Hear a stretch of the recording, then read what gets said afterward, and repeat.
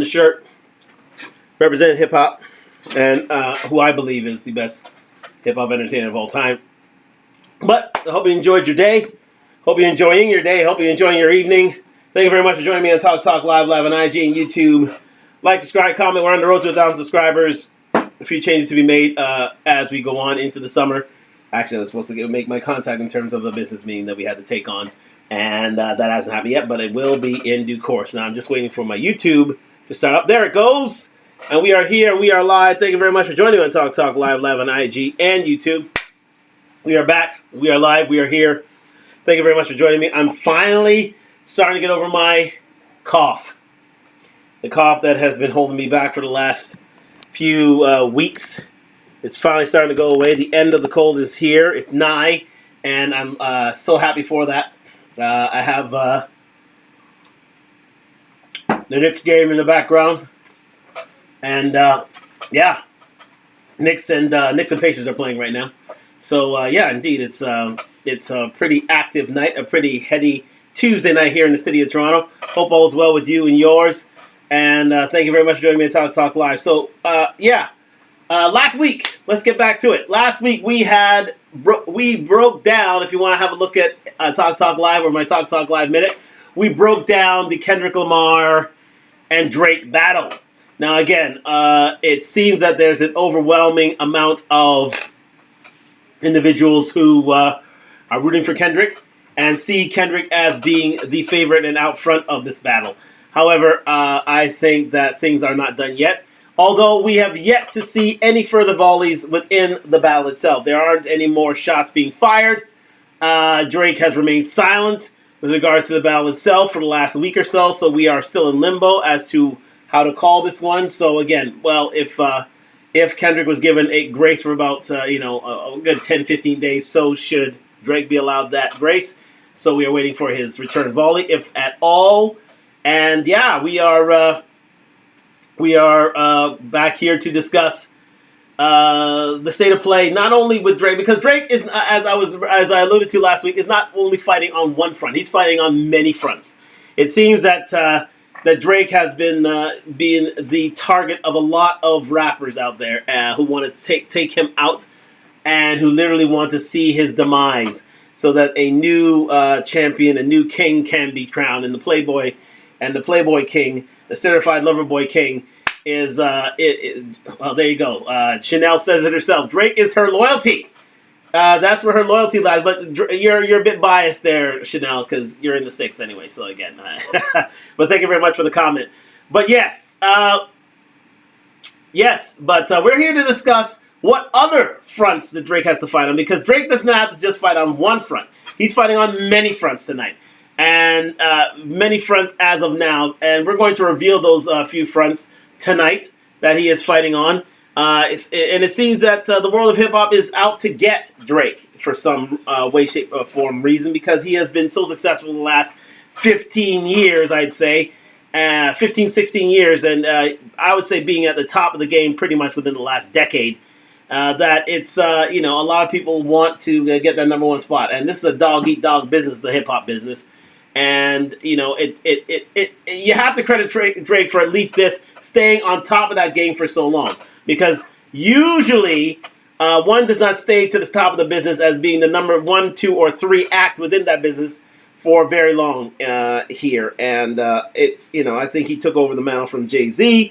I think number 1 and number 2 in the business right now are Drake and Kanye West, if you ask me. The man in front of you right here, who I rate higher than Drake. And I think this man right here is pretty much the best hip-hop performer in history, is Kanye West. Even though he is in a bit of hot water, but again, it's hard being number 1 at the top, and especially with Kanye being there for a longer period. I would say 20 years, being in the business and literally being at the number 1 spot or near it over the last, I would say, as long as Drake has. So again, I think that's where the rivalry is pulled around. But let's get into this. Let's get into this, because Drake is fighting on many fronts, and we're gonna just split the screen now. So thank you very much for joining me on Talk Live. Like, subscribe, comment on the road to 1,000 subscribers. Comment below to see and let me know who do you think is Drake worthy of these sort of competitions with these different artists that we're going to reveal tonight? And yeah, keep the chat going here on YouTube and on IG. Looking forward to hearing from you on your comments. So let's go onto the browser right here, and we're going to get into this video here. Let's just get here, bang. That's right. And Why Everybody Hates Drake by Matty Balls. Now this, shout out to Matty Balls, doing wonderful things in YouTube Street. Like and subscribe to Matty Balls. So we're going to use him as our reference for this evening. Chanel has dropped a TikTok ad for me. I don't know if it's my own or whatever, but do elaborate on that for me and let me know what that is. Chanel, thank you very much for leaving that comment for me. But anyways, here it is. Why Everybody Hates Drake. Yeah, so we're going to go, and this video goes in depth as to the different fronts, the different battles that Drake has to deal with right now. Like, this is a video that came out only a couple of weeks back. So this is in the midst of the Kendrick Lamar spate. But yet there are other different battles going on with Drake, and as Drake already said in one of his battle tracks, that he is not only facing off against Kendrick, he's facing off against pretty much the hip hop world at the moment, and you know, it is hard for him to deal with not only and their enemies, foreign and domestic. Foreign being those like Future and Metro Boomin and Kanye West. And what else? Rick Ross, but also domestic being his former label mate, former artist on his label, that being The Weeknd. So we have a comment here. Is better recognize Tristan and DeVoe. Oh yes, running up the score. Yes, indeed, Tristan and DeVoe. Okay, fair enough. All right, so let's get into this video right here. Why Everybody Hates Drake by Matty Balls, and let's give the commentary as to where we stand now in these different battles. Now, some may be slightly very, very overt, and others may be a bit more subtle. But the man on the T-shirt tonight also has a little bit of beef with Drake that we will get into tonight. So let's get into this right now. Thank you very much for joining me on Talk Live. Like, subscribe, comment on the road to 1,000, and sponsored by Duntalk, DUNTALK.com. Let's go.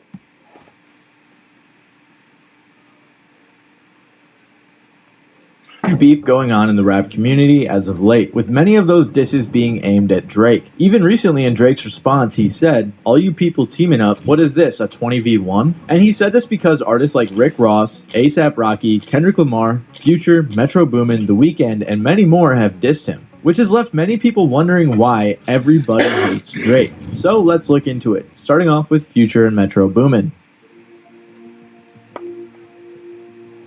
In light of recent events, Drake's beef with Metro and Future is pretty well documented, so I'm not going to go super into detail in this section, but it provides the backstory for us to understand why all of these rappers assembled to diss Drake. So Future and Metro Boomin are the two people responsible for the so-called rap civil war, and it seems like Metro Boomin is the main mastermind behind it. But why does Metro Boomin hate Drake? Well, it seems to have started back in December of 2022 when Drake was left off of Metro Boomin's album Heroes and Villains. I was just in the studio with Drake one time, because we were going to do some stuff on my album, and he just wanted to hear some songs from my album. Then he heard that one and really wanted to get on it. But like, I was letting him know that he was really just done for real, and I was really just set on how it was. I was like, bro, I ain't even trying to sell you no dream. Like, it's really like, just locked in. I'm locked in where it was, but their beef seemed to flare up again after Drake and 21 Savage's album Her Loss kept winning Album of the Year over Metro's album. Metro tweeted, "Yet Her Loss still keeps winning Rap Album of the Year over H&V. Proof that award shows are just politics and not for me. I don't care about awards, honestly. The true award and reward is knowing that the music I spend so much time on brings joy to people's everyday lives." Which is a lie. Ladies and gentlemen, let's call a spade a spade. You would not write that length of a tweet, that length of a letter, because you can consider it a short letter, on X, if you didn't exactly like what happened to you in terms of losing that Grammy. You won that Grammy, okay? And you want everybody to know that you missed out on the Grammy. You didn't exactly like the fact you missed out on a Grammy to Drake, the guy who you rejected to get on your album, So because you thought that the song was done. So the jealousy started there. Now let's continue with this because it grows. It grows. It grows. Her Loss, again, was the album that he did with 21 Savage, and it was very, very successful for Drake. But again, so the rivalry was built up from there. Let's continue with this. Metro quickly deleted it, but there was obviously some tension there. Drake also seemed to respond in a live stream. And to the rest of you, the non-believers, the underachievers, the tweet and deleters, you guys make me sick to my stomach, fam. Honestly, if you guys want to look in my eyes, you guys want to do something? You guys, that's what I thought. Wow. Just a second here, people. Wow. Amazing. Just let me get out of here. Because it seems that, yeah, we're going to have to move this on. Yeah, I'm not exactly here for this. Just 1 second, people. Yeah, this is not what I anticipated at all. And so, what I'm going to do is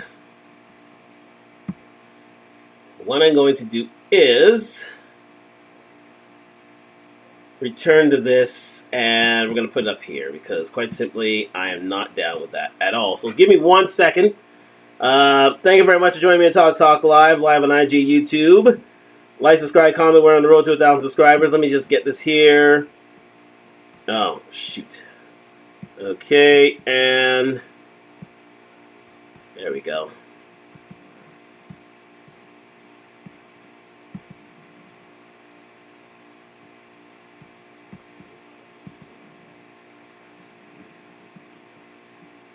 There we go. I don't know what happened there. Oh, wow. Okay. It takes ages to build character. Okay. From the age of enlightenment Wow. to the age of That rekindled makes no passion. sense. That's why Gibson's Finest Rare is Okay. aged for 12 All right. years. Gibson's Finest. Sorry one about for this, the guys. ages. I cannot believe that went If down. you're unaware, there's been a huge Okay, let beef me, going on in the rap see community here. as of late, with many of those disses being aimed at Drake. Even recently in Drake's... You know what? I'm going to have to do this quickly. Just quickly. Until I get my thing back here. All right.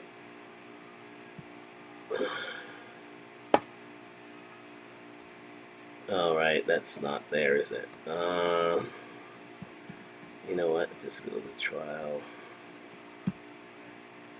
Unbelievable. Sorry about this, guys. I'm really, really sorry that this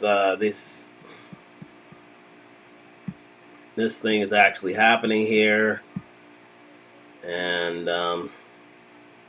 give me 1 second. I cannot believe this is going on, but it is. All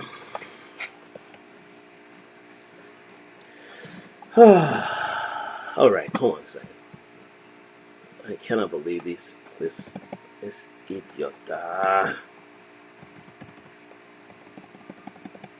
Give me 1 second, please. 1 second, guys.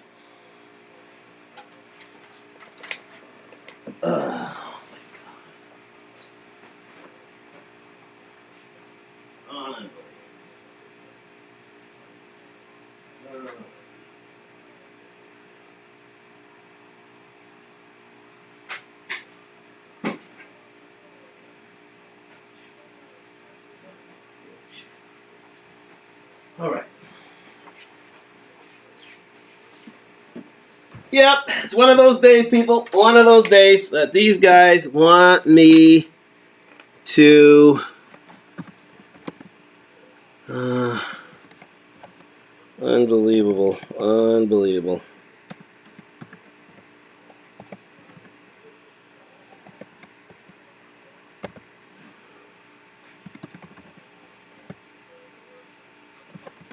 Unbelievable.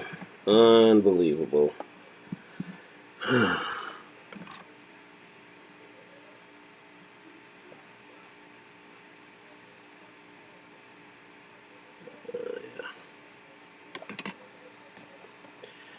Give me 1 second. Sorry about this.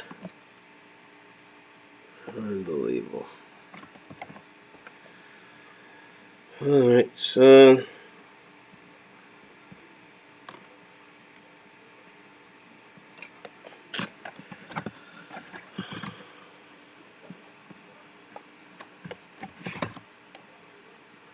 Oh, God. Interesting.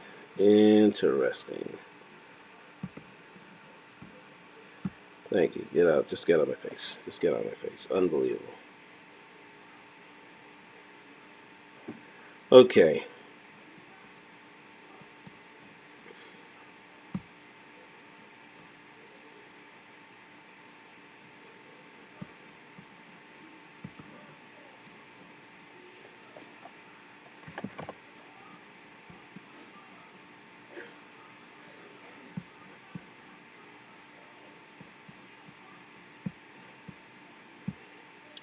Okay, sorry about this, guys, for that little disagreement there.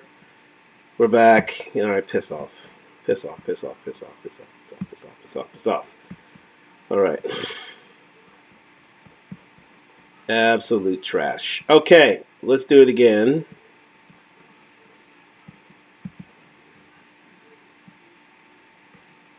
Unbelievable. Get out of my face. All right.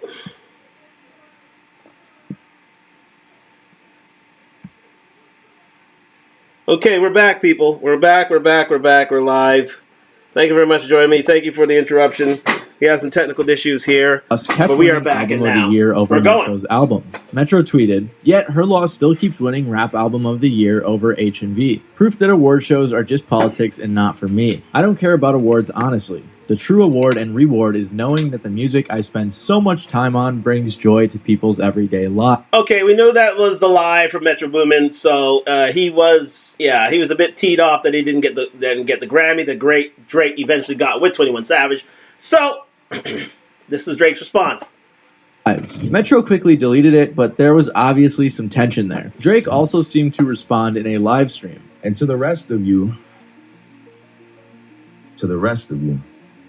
the non-believers, the underachievers, the tweet and deleters, you guys make me sick to my stomachs, fam. Honestly, if you guys want to look in my eyes, you guys want to do something? That's what I thought. So we can't be sure if simply leaving Drake off of his album and Drake winning a bunch of awards over him was what started all of it, but it definitely seemed to fuel the flames. And it made Metro mad enough to make 2 whole albums with Future targeted at Drake, full of a bunch of other rappers who hated him. But why did Future, an old pal of Drake, participate in the formation of this civil war? Well, the origin of Future and Drake's beef is unknown, but we do have some ideas. The last time Drake and Future collabed was on Future's album I Never Liked You, but after that there was some speculation they had some problems. And back to my Future, Metro Boomin, Drake tension. You don't think it's weird? Shout out to my man.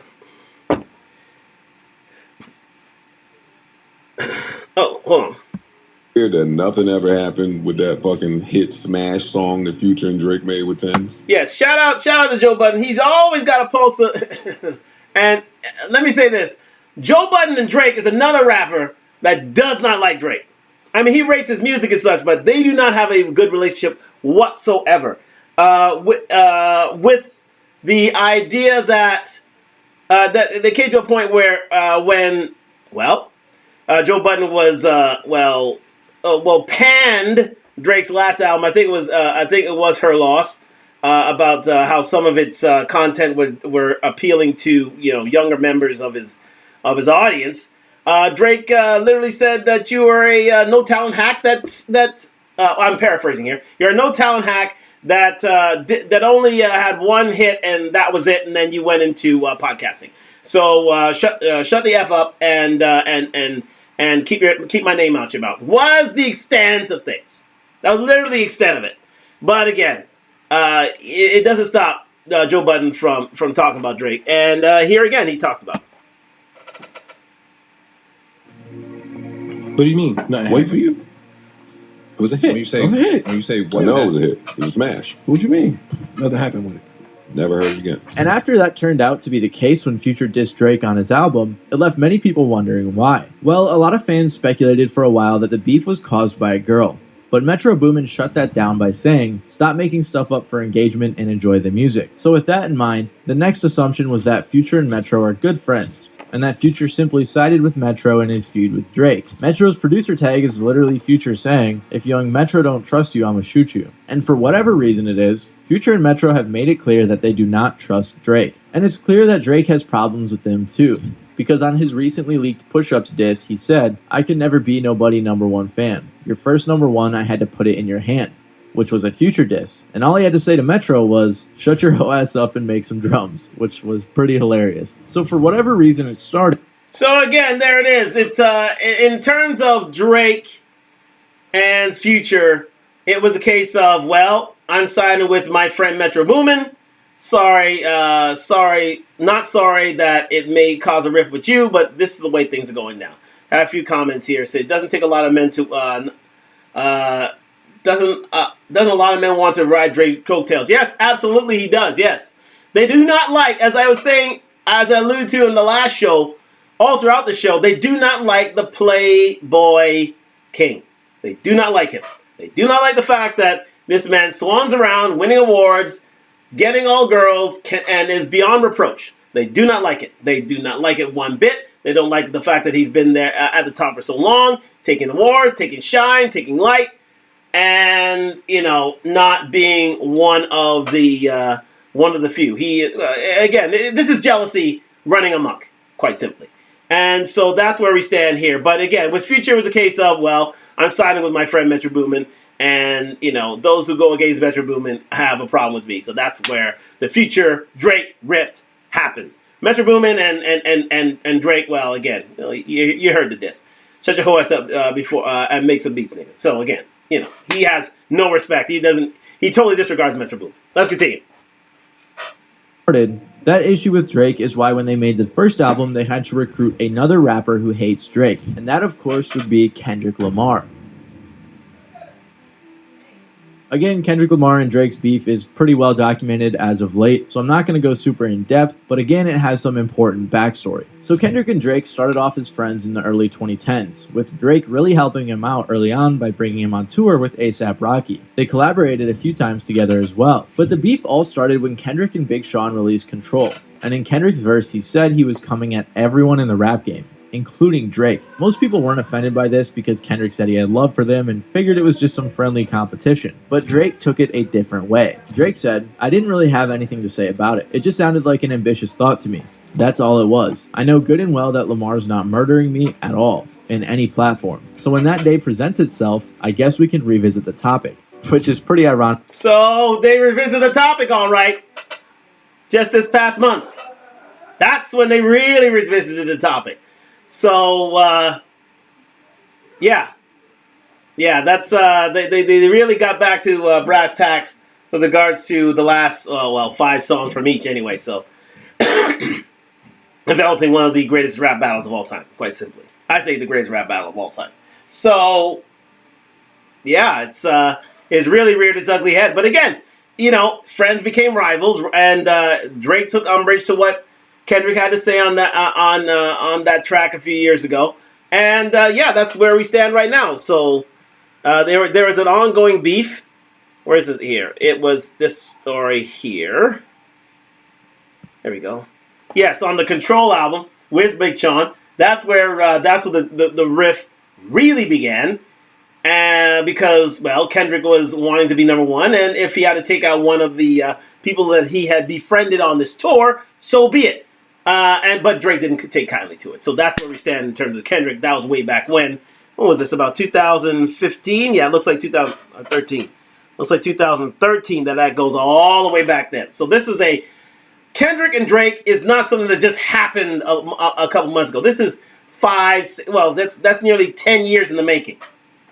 So it's nearly 10 years in the making. This beef had really reared its ugly head. But right now, it's where things have boiled over, quite simply. So again, we have a comment from Chanel. Drake needs to be considered if they don't talk about him. You need to flesh that out a bit there for me. Just a little bit there for me, Chanel. But let's get back to it. And indeed, here we go. And what Kendrick decided to do about that. presents itself, I guess we can revisit the topic, which is pretty ironic looking back. This, along with Kendrick progressively blowing up and challenging Drake's status, kicked off a decade of subliminals between the two artists that I'm not going to get into. But if we fast forward to the late 2010s when Kendrick was on a hiatus after Damn, we can see Drake directly calling him out multiple times. You know, the other two guys that I'm constantly, up against, which is like Cole and Kendrick. I'm excited that the decade's about to turn and we're gonna see who can, who can go that extra stretch. About these guys that go away 3, 4, 5 years, want to chill out, all that shit. That's not me. After First Person Shooter, a song where Drake and Cole collabed and said they were the GOATs, Kendrick had to respond. That's when he featured on Like That with Future and Metro Boomin, in which he directly called out Drake. Kendrick said things like, "Mother F the big three, it's just big me. I'm really like that, and your best work is a light pack. Prince outlived Mike Jack. For all your dogs getting buried, that's okay with all these nines. He gonna see Pet Cemetery." So, just stopping it there. So you can see that, okay, the big three being, now if you don't know who the big three are, the big three being Kanye, J. Cole, Drake, right? That's who their big three are supposedly. However, Kendrick considered himself part of that big three. So here's that diss track, Like That, and his part in it. No, he said, it's not the big three, it's big me. Meaning that I'm number one in the rap game. I am the great. I am the new king of the rap game. So again, he's basically he's sending shots out there. He's trying to shoot a fade basically at Drake, saying, you know what, contrary to what you think I am number one. So be it. So we are there right now. We are again. What I'm really like that, and your best work is a light pack. Prince outlived Mike Jack, so he believes he's Prince compared to his Michael Jackson. So he compares himself to Prince in terms of Mike Jackson. So, it's been well documented that Prince had more of the talent. He was the more talented guy than Michael Jackson, who was pretty much a star. Made out of his dancing, his videos, and his singing prowess, and again he's putting it out there for all the dogs getting buried. So basically, he's literally telling him that he's dissing his album. He thought it sucks, and that's what the K with all these minds. He gonna get Pet Cemetery. So basically, he's saying, you know what, I'm putting this guy to bed. I'm the new number one. I'm the new king, and I'm putting it out there. So I'm renewing the battle. So that's what Drake. Did. So that's why the first volley was First Person Shooter. The second volley being Like That on the Metro Boomin album, which was all pretty much targeted at Drake, and all people on that album hated Drake, or disliked Drake, or could not work with Drake. So we continue with that. As I'm sure most of you know, this diss sent everyone into a frenzy, and there was no way that Drake could not respond to it. So he did on the leaked diss song Push Ups, a song where most of the bars were directed at Kendrick, but he took some shots at everyone else dissing him as well. He said things like, "How you big steppin' with a size 7 men's on? Maroon 5 need a verse, you better make it witty. Then we need a verse for all the Swifties." And a bunch of other lines like that. On this song as well, Drake claimed that Like That is not what started the beef, but it's been brewing for a long time, which is evident in the decade of subliminals they've sent to each other. If you want a more in-depth video on Kendrick and Drake's relationship, I suggest this one by What's the Dirt, which I'll link down below. But Drake's recent response had a few other disses towards other artists in it, including The Weeknd. Now this is a long-seated, I'm just stopping there quite quickly. This is a very long-seated, this is the domestic feud between two successes. Drake, well, the sixth god Drake and The Weeknd. The Weeknd can be considered a sixth god himself because of his success. But it's very, very much domestic, and it hits close to home in terms of, they used to be, Weeknd used to be signed to Drake's label. Then he wanted to go out on his own, and he did so when basically it caused a rift between the two. But let's get into it.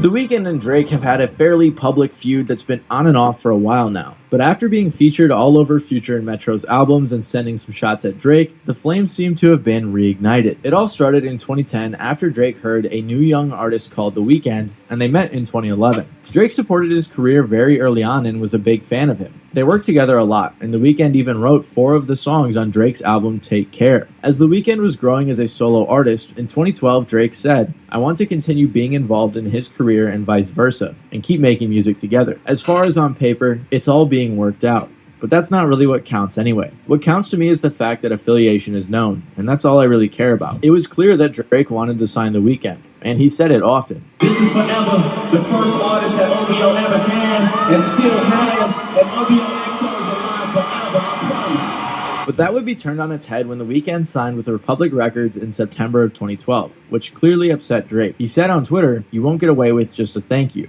You owe me a favor." Things went along as normal for a while. And if you're curious, a normal Drake beef looks like some subliminals throughout your songs while maintaining the fact that you're cool in your interviews. Until 2013, when The Weeknd did an interview with Complex. He revealed that the songs he gave to Drake were originally for his album House of Balloons, but The Weeknd made it sound like he didn't really want to or that it wasn't the right decision. He was also asked in reference to Drake, "People think you guys aren't cool with each other anymore," to which he responded, "No, that's not true, but it makes sense. The thing about Drake is I told him what my decisions were going to be, and he was down with it from the beginning." So despite the both of them saying they were cool, there did seem to be a bit of tension surrounding Take Care and The Weeknd not signing to OVO. In 2015, The Weeknd opened up a little bit more about his early relationship with Drake when he said to Rolling Stone, "I gave up almost half of my album. It's hard. I will always be thankful. If it wasn't for the light he shined on me, who knows where I'd be. And everything happens for a reason. You never know what I would say if this success wasn't in front of me now." So even though he wasn't entirely happy about giving some of his songs to Drake, he was still able to appreciate and acknowledge the big boost that Drake gave him. Things were quiet for a while until 2017 when they both appeared on each other's shows, signifying that they were cool despite any previous tension. But then Drake was rumored to be dating The Weeknd's ex-girlfriend Bella Hadid, which definitely could have sparked some issues between the two. So, always a girl. Always a girl, always a girl, always a girl. Sooner or later, there would be a girl that separates the two. So, to recap, Drake was not that cool that The Weeknd signed with Republic Records. That is Madonna's label, and basically left OVO and formed his own record company, EXO. So it's that wasn't cool. That wasn't cool with Drake. But again, you know, they eventually worked it out. But again, I think that what really drove the wedge between the two was this Bella Hadid dating segment here, and that, you know, first this was well. Let's get into it. 2. After that, Drake posted a throwback photo to Take Care, and someone wrote in the comments that said The Weeknd wrote the entire album, to which Drake responded, Abel co-wrote on Shot For Me in Practice, obviously was featured on Crew Love and The Ride, and that's it. There's 20 songs on that album. Don't try me. Then The Weeknd actually got back with Bella Hadid for a while, which possibly upset Drake as many people speculated on his 2018 album Scorpion that he sent some more subliminals to The Weeknd. Then in 2019, The Weeknd seemingly dissed Drake back on his song Lost in the Fire, saying, "And I just want a baby with the right one, cause I could never be the one to hide one," which is a reference to Pusha T revealing that Drake had a son that he was hiding from the world. The Weeknd also said on Nav's song Price on My Head, "You beefing with yourself, tell the truth. People on your side, they would ride for me too." But again, Drake would maintain that he had nothing but love for The Weeknd.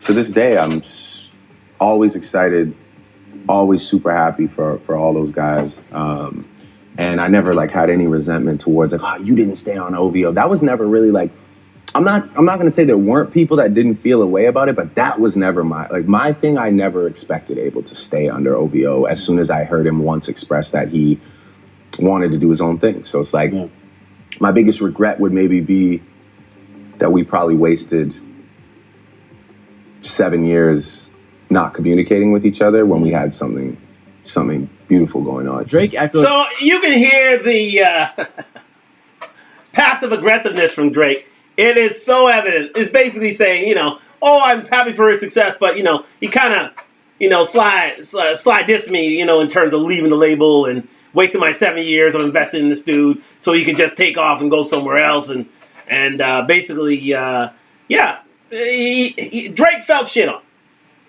Okay? Drake felt actually shit on. No doubt about that. No word of a lie. And, and he's been harboring a bit of a resentment for The Weeknd ever since. In the fact that, he discovered him, he found him, he put him on, and basically Weeknd turned around and said, you know what? I want to do my own thing. I want to go my own way. Thank you very much for what you've done for me, but thanks, but no thanks. I'm gonna find my way. I'm gonna see myself out. And Drake felt away about that. He did, and it keeps coming up publicly. He feels that he's very, very passive aggressive, and and doesn't and publicly supports The Weeknd. However, privately, they don't like each other. They literally don't like each other. From the fact that Drake had basically, felt that he was used in order to advance The Weeknd's career. So, let's continue.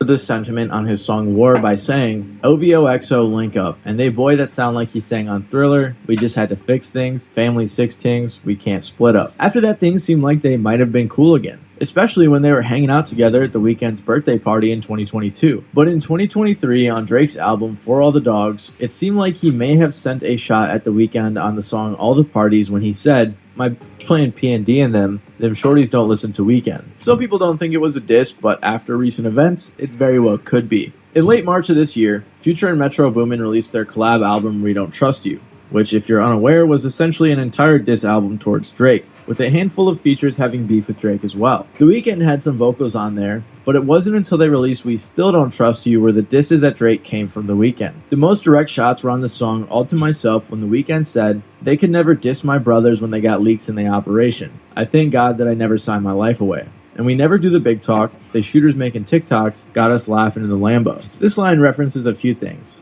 like OVO affiliates spilling the beans to Pusha T about Drake's son, and how The Weeknd is glad he never signed to OVO. And Drake, of course, was not a fan of this team-up, so he sent some shots back on his diss song that was recently leaked called Push-Ups. Drake said, your manager was Chubb's little blunt runner, claimed the 6 and you boys ain't even come from it. And when you boys got rich, you had to run from it. Cash Flow and Able Bread out here tricking, shit we do for is he doing for dudes. Cash XO is The Weeknd's manager, so basically Drake was making fun of both of them in this line. So now that we know the beef with Drake and The Weeknd is back on, we can't say for sure exactly why, but it definitely has something to do with some ex-girlfriend drama or The Weeknd not signing to OVO back in the day. And because he knew The Weeknd hates Drake, Metro Boomin made sure to get him on this album with Future. And another person he made sure to get on this album was A$AP Rocky.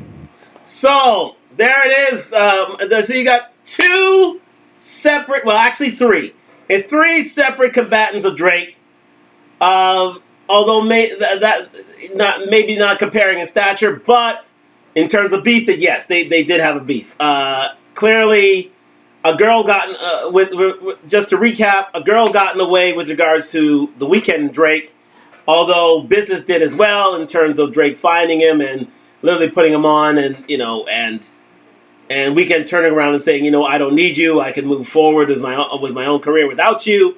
And Drake feeling away about that. Then you have The Weeknd and Metro Boomin stating that the rivalry was born out of.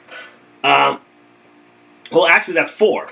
That's 4 people he's got a beef with, because we forgot about Kendrick Lamar when we went into ad lighting, but that's been lasting for the last 10 years. And then you have Future and Metro Boomin, where Future literally says, that if you're not with Metro Boomin, you're not with me. So therefore, an enemy of my friend is my enemy. So again, he's literally he distanced himself from Drake, even though they had a relatively good relationship. But Metro Boomin did not like him because of the fact that he was a Playboy King. He was winning all these awards. And, he took umbrage to the fact that Drake, basically, little broed him and said, you know what, you can't deal with me, so I don't know why you're here. So, again, that is the problem. So, we have 4. So, you have the 4. You have Kendrick, Drake, Kendrick, Lamar, Future, Metro Boomin, and The Weeknd. So, you have 4. Now, this is the 5th, that being A$AP Rocky.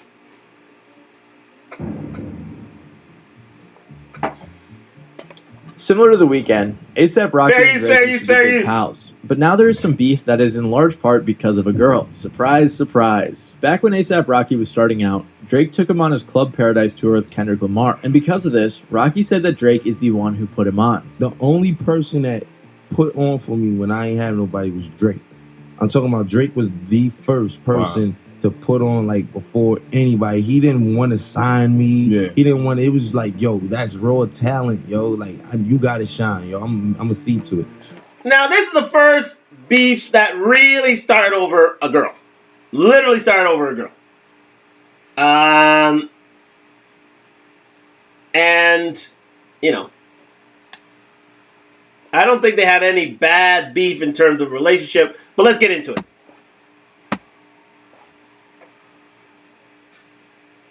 I forever Working relationship, ever that is. owe Drake. They collabed together, most notably on songs like Effin' Problems, and were good buddies for a while. But as many of you probably know, Drake really liked Rihanna. They apparently dated briefly in 2009 and again in 2014, both of which Rihanna denied. But it seemed like Drake was obsessed with her. Like when he gave a speech about her at the VMAs saying, "But most of all, we love the woman who hasn't changed since day one. She's someone I've been in love with since I was 22 years old. She's one of my best friends in the world. All my adult life, I've looked up to her even though she's younger than me. She's a living, breathing legend in our industry." Apparently, they even kissed on stage around this time. But there was a bit of a love triangle going on. A$AP Rocky and Rihanna met around 2011 and first collabed in 2012. He also toured with her in 2013. But then Rihanna and Rocky were seen hanging out a bit more in 2018 and 2019. And by 2020, there were rumors that they were dating after Rihanna had broken up with her previous boyfriend. Fast forward to 2022, and the couple is having a child together. Then another in 2023, and then Rihanna confirmed that their romantic relationship began in 2019. And there were even rumors they were going to get married. But one person seemed to be a tad bit jealous, and that was our good pal Drake. Many fans assumed that Drake's song Fear of Heights from For All the Dogs was about Rihanna,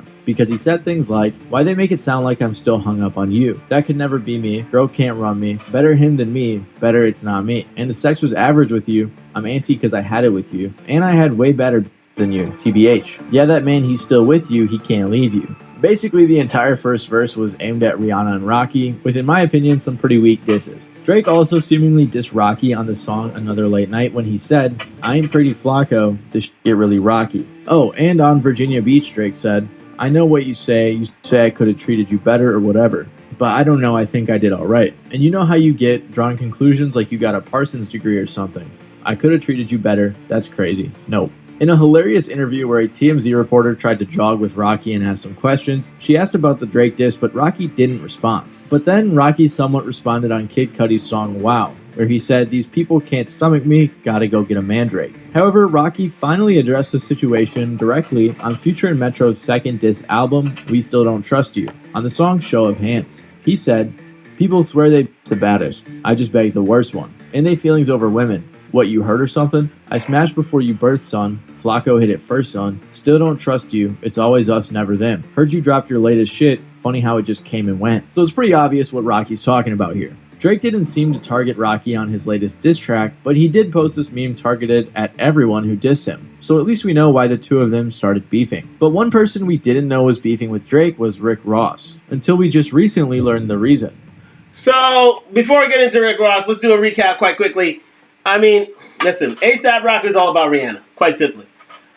He felt that Rihanna was his first, well, I wouldn't say his first love. He thought that Rihanna was, well, his future wife, the one he should have been with.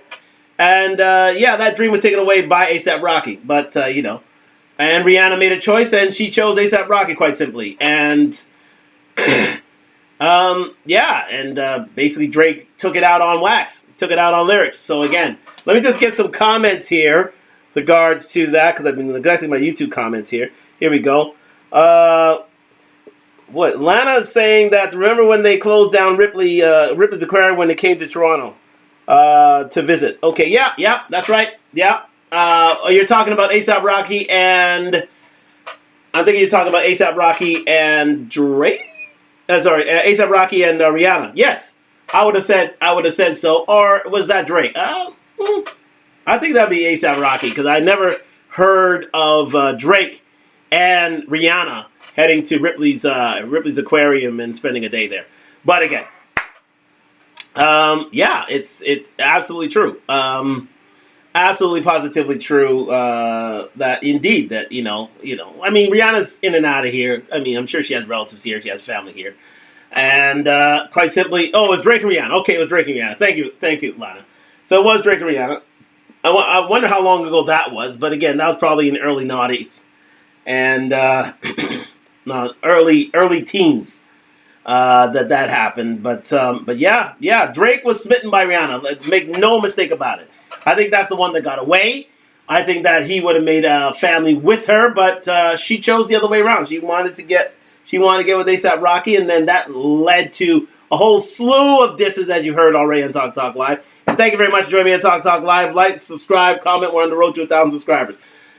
And then you saw A$AP Rocky launching back with him for launch back at him in a diss track on we still don't trust you. So again, it's it's a long-seated rivalry, but it was a rivalry of the heart that A$AP Rocky eventually won. But again, I think A$AP Rocky was did a bit of simping there, but I ain't gonna say anything. But again, it's Rihanna, so all right, fine, we allow it. But still, yes, yeah, 2016 they visited. There you go. So it was mid noughties. Okay, so it was a mid noughty.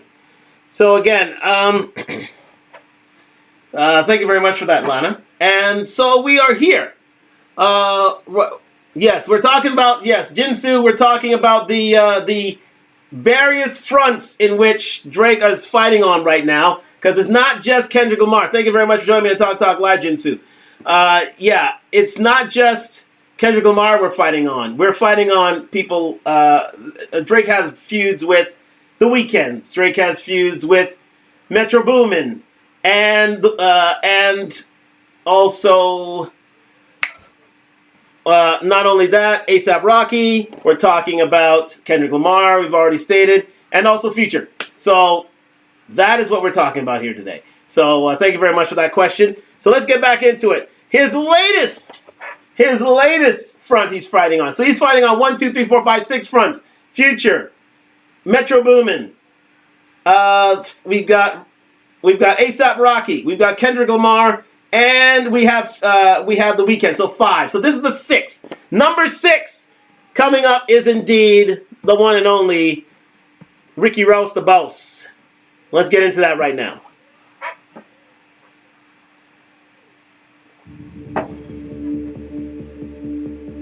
Rick Ross is an artist who has seemingly been good friends with Drake for a while now, so many people were surprised to see them beefing. They've collaborated many times, most notably on songs like Money in the Grave and I'm On One. They even hinted at a collab album as recently as 2021. There was a brief conflict between the two back in 2016 when Drake was beefing with Meek Mill, since Meek was signed to Rick Ross's label. Ross said, "If it's gotta go there, Renzel gonna jump off the porch on your ass. That's just the way I've always been and I'm gonna die that way. You just gotta know what you're doing for your dogs." So he clearly was siding with his signee, which makes sense. And when Drake and Meek patched things up, so did Rick Ross and Drake in 2017. The most recent time we've heard Rick Ross speak positively of Drake was in May of 2023 when he said on Drink Champs that him and Drake are very close. Even in January of this year, Rick Ross said to Aiden Ross on a live stream that his favorite Drake collaboration was Stay Schemin' and that it was a magical experience making it. In March of this year, Rick Ross and his girlfriend Christina Mackey announced that they had broken up back in February. But then, for some reason, Rick Ross unfollowed Drake on Instagram after Like That by Future, Metro, and Kendrick was released. Everyone was focused on the Kendrick verse and may not have realized that Rick Ross was featured on the album as well. An album that, mind you, was full of Drake disses. It was basically targeted at Drake, if you haven't picked up on that already.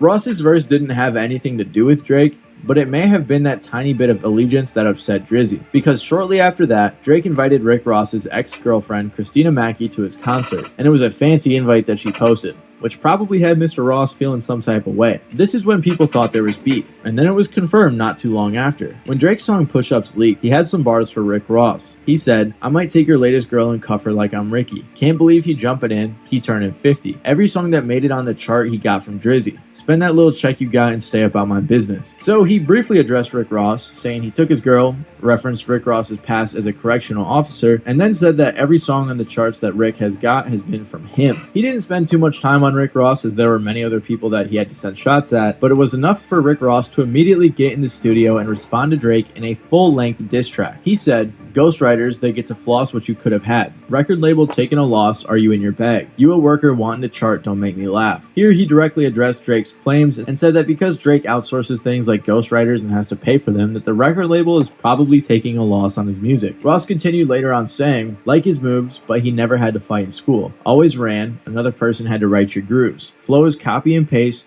Weezy gave you the juice. Another white boy at the park wanna hang with the crew." In this line, he calls Drake soft. So again, if you hear that, this is where this beef spawns the whole dark skin, light skin sort of trade-off and vitriol that goes against the two artists.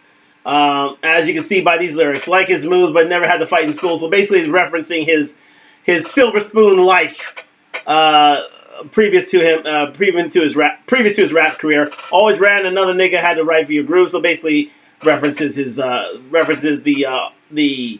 ghostwriting allegations. Flow is copy and paste. Weezy gave you the juice. So basically, Weezy gave you your career. Another white boy at the park want to hang with the crew. So basically, it's just another. He considers Rick Ross considers Drake a white boy that got on with the darker skinned bros, and as a result, made a career out of it. So again, this one really goes hard. It really goes in on Drake, and it's. But again, this as you can see when Rick Ross was siding with Meek Mill in that side of the battle, this is something that could have easily sprung up. They rekindled things after Meek Mill, effectively lost the battle. However, it reared its ugly head again now, especially with these allegations of being a predator and also having ghostwriters for him, and really came to the fore. And he thought, this is my chance to really lay it on thick against Drake and somehow, in some way, take him out of the business. So again, that's something to be considered right now. Let's go.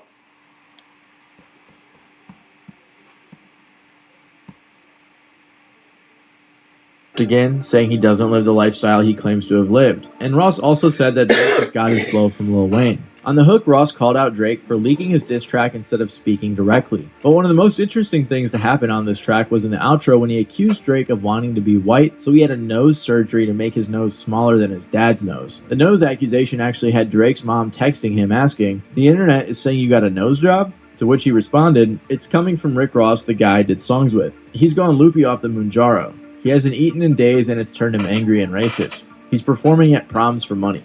It's bad. Don't worry, we'll handle it." And he also tagged Rick Ross saying, "You're one nosy goof." Then Rick Ross claimed, well, there you go. So things getting serious now. Especially, I'd say this is the nastier one. Outside of the Kendrick Lamar beef, this is one of the more nasty rivalries and feuds that there is in hip hop, really. Because right now, there's no love lost between Rick Ross and Drake. Clearly, they have gone their separate ways. They're dissing each other outright. There's no turning back, and that's basically the end of the relationship, the working relationship between the two, because it's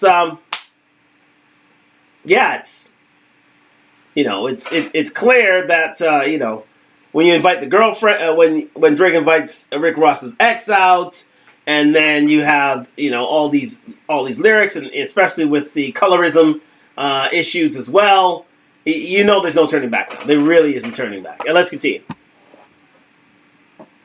that he unfollowed Drake because Drake sent a cease and desist to French Montana, which finally explained why the beef started in the first place. A lot of people were speculating that the song Splash Brothers from Mac and Cheese 5 by French Montana was supposed to have Drake on it because of a leak. There is a version of the song out right now with Rick Ross and Lil Wayne, but not one with Drake. So many people think that Drake sent a cease and desist so he wouldn't release it. Of course, we don't know the exact details French Montana hasn't commented on the situation, but since Rick Ross said it and it doesn't really seem like something to lie about, it's likely that this is the reason why Rick Ross is beefing with Drake. Also, they've been arguing back and forth on Instagram talking about who's got the Baker Mansion and stuff like that. Crazy rich people arguments I couldn't imagine relating to, but it's not super relevant to the beef. But all it tells us is that Drake doesn't take Rick Ross seriously enough to address him anymore in his songs. However, there are a few more artists that fans speculate have some beef with Drake right now.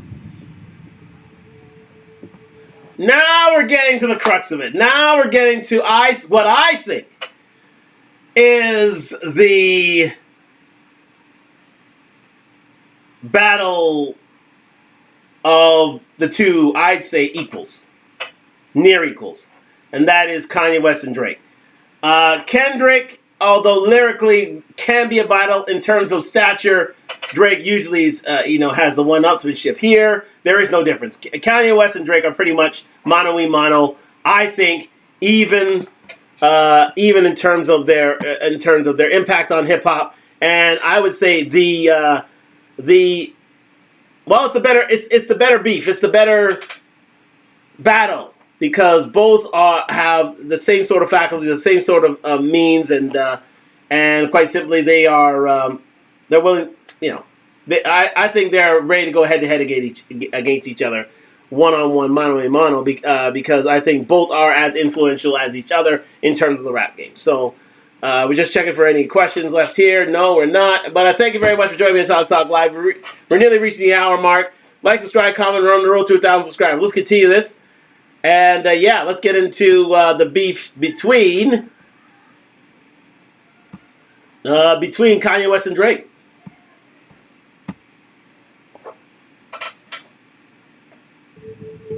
Like everyone else on this list, Kanye and Drake were friends early in Drake's career. There was a little bit of tension here and there, especially after a Kanye rant from 2016 when he said the radio plays too much Drake, but for the most part, everything seemed good. Until in 2018 when Pusha T's beef was heating up with Drake and Kanye had just produced Pusha T's album Daytona, that's when there seemed to be some issues. Drake thought Kanye, who had released multiple albums that year that he had produced, had them all come out to mess up the release of Drake's album Scorpion. Kanye apologized for this, but then released the infamous song Lift Yourself. This song is funny because Drake said he liked the beat, so Kanye wasted it by saying things like poop diddy scoop on the song and releasing it. Then Kanye got mad at Drake for allegedly sneak dissing him on sicko mode and apparently threatening his family. There's some more petty stuff in 2021 and then even more in 2023 when Drake sampled Kim Kardashian, Kanye's ex-wife, on his song Search and Rescue. There have been a lot of rumors that Kim and Drake have been dating, but there isn't any confirmation. People also saw videos of Kim K at some Drake shows and have theorized some of his lyrics have been about her, which also could have upset Kanye. Over the years, Drake has sent many subliminals, and Kanye has gone on plenty of rants about Drake. So basically, their beef is over a bunch of pretty petty stuff, which isn't very surprising considering both of their personalities. And I wasn't going to include Kanye in this video until he recently inserted himself in the Drake dissing tag team by remixing the song that started it all, Like That. That's what it is. But I did do this Like That remix though. I think that's what you was wanting to lead into and shit. Let me see. You got the Like That remix. I don't believe Gay jumped on the Like That remix. You know we had to get the hooligans up here. We gonna take this pussy nigga out. Yo, Dot, I got you. And as I'm tired of this nigga fucking with me and all this shit, man. So the fact that these niggas is coming together finally, because it's not just about the elimination of Drake. You know, it's like we're gonna tear the head off whoever they got that they thought was in control of. Kanye said on his remix. So there it is, guys. There it is. That literally is it. So basically, Kanye said it best. He literally said, we're here to tear the head off of Drake. We're here to tear the head off the man who has been chosen the Playboy King. There's no that. So he was only. Let's get a see here. He was only too willing to get on to the we don't trust you to we still don't trust you albums from Metro Boomin in the future in order to feature himself on the track because he was totally down with taking down Drake and him being considered the new undisputed number one. He was totally down with that. So again, it's but again, I think this rivalry has to deal with record sales. I think this rivalry has to deal with with pretty much with clout. It's been a back and forth between Kanye West and Drake for many a year. And again, we are happy to be here. And yeah, we're happy to be there to see this because, again, here's a sixth guy. Was it sixth? Yeah, I don't know. Rick Ross was sixth. This is the seventh guy, Kanye West, with whom there's a beef. So again, you've had Metro Boomin, Future, The Weeknd, A$AP Rocky, Kendrick Lamar, Rick Ross, and now Kanye West. So 7 of the biggest rappers, the biggest names in hip-hop history, all after Drake. All on one album. And yeah, I mean, it's a legendary album, but again, it's, man, it's really head work for Drake to deal with all these guys at once. And but again, he feels ready and prepped to get on with this journey. So we have to leave it at that. But yeah, it is serious business in order to carry all these to carry out all these beefs on Drake's part. So it is rather difficult. But let's continue. People, where's Lucien? Serve your master. You caught a little bag for your masters, didn't you? Lifetime deal, I feel bad. Kanye said this because he isn't with the label anymore, but Drake is still working under UMG, whose CEO is Lucien Grange, which directly claps back at what Drake said about Kendrick dropping the top. So it's crazy to see yet another person who doesn't like Drake jumping in on the beef. So now I think everyone is just waiting for Pusha T to jump back in. J. Cole also caught a stray on this song, which was tough, and he also posted this meme about J. Cole, so I feel pretty bad for him now. Now we are going to get into some people who are thought to have beef with Drake, although I personally don't think these are very likely, starting with J. Cole. So if you're somehow unaware still, Drake and J. Cole are pretty tight as of late. They just recently collabed on First Person Shooter and got off tour like a week ago, which makes it very unlikely that they're beefing. However, J. Cole did surprisingly feature on Metro and Future's We Still Don't Trust You on the song Red Leather, which made a lot of people think that J. Cole switched sides. But his verse had nothing to do with the beef, and neither did the song. Many people do think that Drake is the type to get in his feelings about this, but I highly doubt that Drake is upset as they were literally on tour together as the song dropped. Another person people think has beef with Drake is Travis Scott, in part because he also featured on We Don't Trust You. And despite his verse lacking any disses to Drake, some people saw this video of Drake fake shooting a Travis Scott head at his show and thought it meant he had problems with him. In reality though, he was performing one of the songs he has with Travis Scott, and has been doing this for the entire tour. Also, in Drake's diss, he literally shouted out Travis. So again, it's not very likely that they have beef, but it is possible that he may have some type of animosity towards Nav. After Like That dropped and Rick Ross unfollowed Drake, so did Nav. Shortly after that, Drake posted a picture on Instagram with the caption, "I ain't picking up, I'm in Turk's Lil Baby," which is a quote from Nav's song Turks. There hasn't been anything that happened since then though, so we can't be sure if there's actually any beef. Nav didn't even hop on We Still Don't Trust You, so we really have no idea what's going on. Regardless, it's clear that Drake has upset a lot of people in the industry, and I'm excited to see how it all plays out. So there we go, guys. So you have Nav, who's a Toronto-based recording artist, producer, as well as who has a big Drake with beef with Drake, and also we're looking at who's it now? We have let's go back here quickly. Yes. J. Cole, Travis Scott. Well, J. Cole, Travis Scott are workmates. I very, very much doubt that that's the case. So we have 8. We have 8 possible, 7 or 8. 8 possible beef with Drake. We have Metro Boomin, A$AP Rocky, Future, The Weeknd, Rick Ross, Kendrick Lamar, and yes, and well, did I say Future? Yes, I think it was a Future, and also a few others as well that are too much to mention. So he has had to face people on many a front. I'd say at least 6, 7, 8 fronts, and trying to keep his head above water, let alone with one of those being one of the best hip hop battles of all time with Kendrick Lamar. It's simply mind-boggling what Drake is doing. And so that's why I say, is he the new John Wick? Is it a new Baba Yaga? Well, here's the thing. On let's go there. On Drake's new album, For All the Dogs. If you have that album, For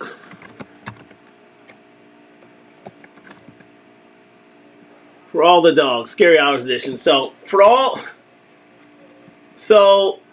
the people, there it is.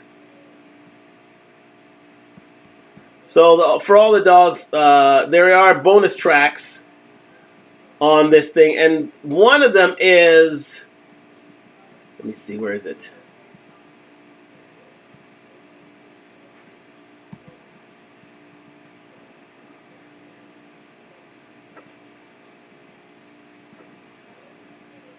I believe it's on this one. Anyways, hold on.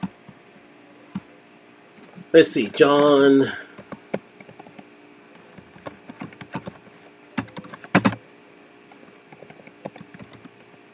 Yes, here we go. Yeah, Wick Man. There you go. There's a track on there called Wick Man. That basically Drake sees as himself as a carbon copy. There you go, Wick Man. There you go. Where Drake sees himself as indeed John Wick, and I paraphrase here by saying, "Shell cases scatter on the floor," and I quote. Shell cases scatter on the floor, bullets, they shatter the glass. I couldn't even feel the tension in this room like a chatter in class. Every day breaking records. Shit's just happening it's just happening fast. That shit was a quick switch, yeah. I'm feeling I'm always on thin ice with the thick bitch. So again, Drake sees him, again, he can go on, show many shots fired. I need a clip switch. I'm in that fucking bag right now. I'm a lipstick. Sabbatical Miami, this shit was holistic. Man, I remember niggas was joking about some tick. And now that rapper is broke as fuck. That boy a statistic. Empty clips, yeah, empty clips. So this is him comparing himself with John Wick. And I totally agree. I totally agree. I think that Drake foresaw that this feud was gonna happen. It was gonna happen. And he saw the conspirators gathering around him, all wanting to get rid of Drake once and for all. But it remains to be seen if that is indeed the case. But again, it's fascinating for a person such as myself to chronicle all of these different moves, quite simply, in order to appease the club, appease the shareholders, appease the fans. So it is very difficult to do so. It's very, very difficult. But again, eventually I have to leave. I would have to leave. But again, I have to commend Drake. I'll say it right now. I have to commend Drake. Let me see if there's any comments over here before we get back to our full cam. No. Okay, no, we're good. We're good. So again, it's we're gonna get back to the full cam here. So again, Drake has been fighting on many a front, including yours truly here on my shirt, Kanye West, including future Metro Boomin, including Rick Ross, including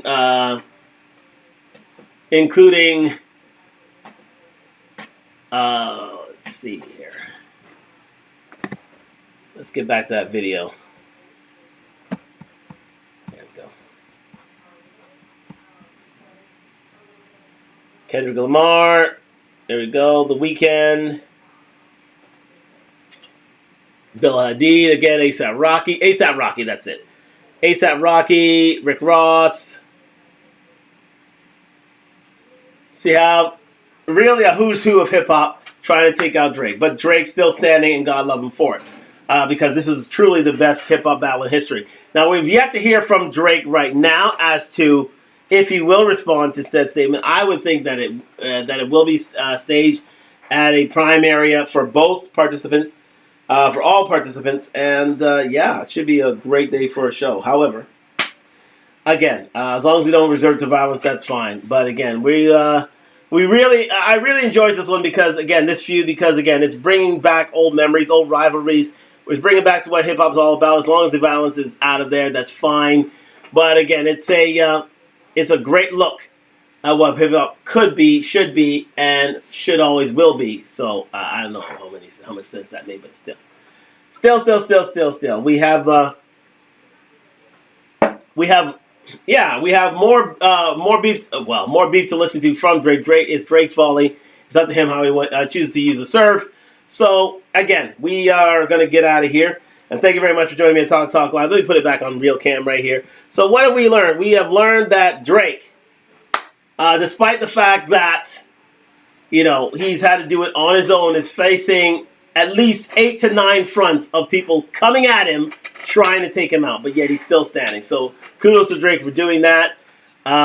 Especially 5 battle-tested rappers.